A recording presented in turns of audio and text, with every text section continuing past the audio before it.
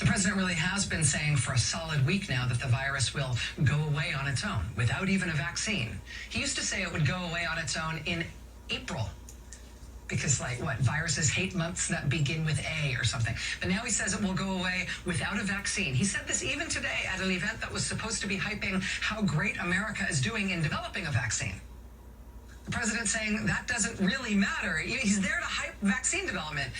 But simultaneously, he wants you to know it doesn't really matter because vaccine disappearance magic will fix this whole problem before we ever need a vaccine, so don't get too hung up on it.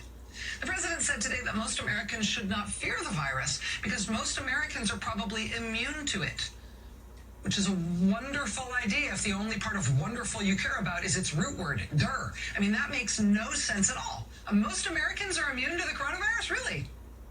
And the president literally said this last night. He said, when you test, you have a case. When you test, you find something is wrong with people. If we didn't do any testing, we would have very few cases.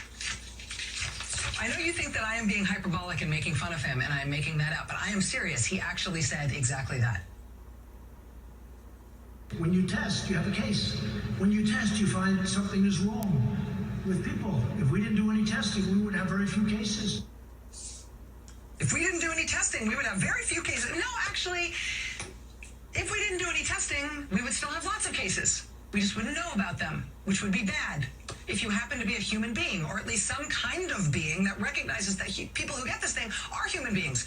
And human beings generally choose to avoid unnecessary suffering, illness, suffocation, pain, death, and mourning.